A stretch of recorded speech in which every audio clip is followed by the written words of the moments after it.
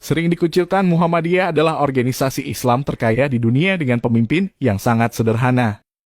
Jika ada lembaga yang meriset organisasi Islam terkaya di dunia, sudah tentu Muhammadiyah akan berada di nomor-nomor teratas.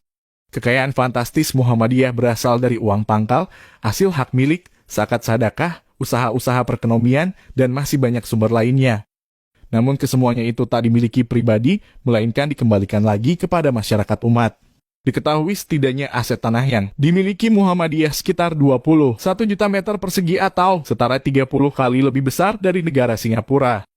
Di atasnya berdiri sekurangnya 19.951 sekolah, 13.000 masjid dan musola, 765 bank perkreditan rakyat syariah, 635 panti asuhan, 457 rumah sakit dan klinik, 437 baitul mal, 176 universitas dan 102 pondok pesantren. Bayangkan saja, seluruh aset Muhammadiyah adalah atas nama umat. Semua potensi ekonomi yang dimilikinya sebesar-besarnya dikembalikan kepada dan untuk kepentingan umat. Tercatat ada lebih dari 25 juta warga Muhammadiyah yang mendapatkan manfaat dari semua amal usaha itu. Bahkan lebih luas lagi, persyarikatan ini melayani seluas-luasnya masyarakat Indonesia.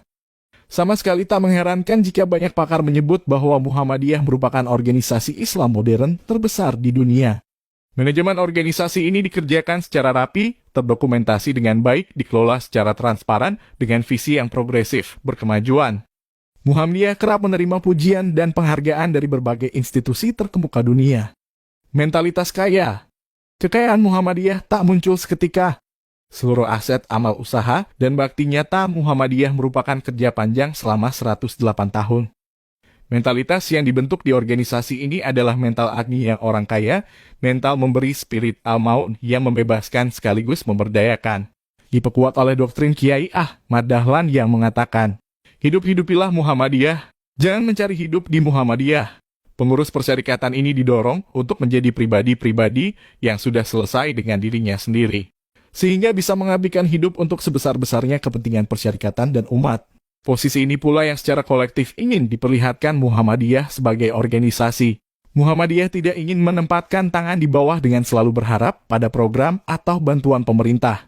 Sebaliknya, Muhammadiyah selalu bertanya apa yang bisa diberikan dan dibantu oleh Muhammadiyah untuk pemerintah, apalagi masyarakat Indonesia. Saat pemerintah membuat program BPJS Kesehatan sebagai bentuk jaminan kesehatan bagi masyarakat, misalnya, Muhammadiyah rela menalangi dulu sejumlah pembiayaan untuk dibayar belakangan klaimnya. Saat pandemi melanda dan pemerintah kesulitan melobi rumah sakit untuk penanganan pasien corona, rumah sakit Muhammadiyah dibuka sebagai tempat isolasi dan pemulihan. Belum lagi Lasismu yang mengkonsolidasi miliaran dana sebagai bentuk jaring pengaman sosial selama pandemi. Lihat juga ratusan ribu lapangan pekerjaan yang dibuka oleh ribuan amal usaha Muhammadiyah, jutaan pelajar dan mahasiswa, serta puluhan juta alumni lulusan sekolah dan perguruan Muhammadiyah yang kini menggerakkan roda-roda peradaban negeri. Dalam satu abad lebih kiprahnya, dengan mentalitas kaya ini, Muhammadiyah terus berusaha memberi yang terbaik untuk negeri.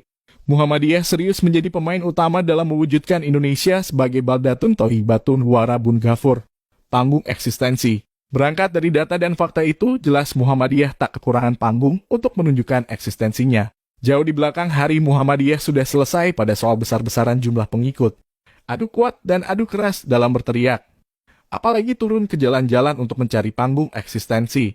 Muhammadiyah tidak membutuhkan jalanan sebagai panggung untuk menunjukkan diri. Panggung Muhammadiyah adalah puluhan ribu sekolah, di sana anak-anak bangsa dicerdaskan dan dicerahkan. Ratusan perguruan tinggi, di sana para akademisi dan intelektual Muhammadiyah merancang peradaban. Lalu di ribuan masjid, ratusan rumah sakit dan amal usaha lainnya, kader-kader Muhammadiyah berkiprah memberi bakti yang terbaik untuk negeri. Itulah cara Muhammadiyah mencintai Indonesia, mencerahkan dunia. Dengan tidak terjun langsung ke dalam politik, apakah artinya kiprah Muhammadiyah menjadi less political? Tentu tidak. Muhammadiyah memang tidak mengerjakan politik yang bersifat permukaan. Muhammadiyah melakukan kerja politik peradaban. Muhammadiyah tidak menerapkan politik gincu, tetapi mengoperasikan politik garam. Sejak berdirinya republik ini, Muhammadiyah ikut menentukan bulat dan lonjong negeri ini. Dengan spirit Islam berkemajuan sebagai pijakannya Islam yang memberi dampak nyata bagi umat, bangsa, bahkan dunia. Itulah panggung eksistensi Muhammadiyah selama ini. 18 November 1912, Ahmad Dahlan. Muda mungkin belum tahu bahwa Muhammadiyah yang didirikannya akan sebesar seperti hari ini. Namun, karena visi besar yang diturunkannya menjadi kerja-kerja kecil yang nyata.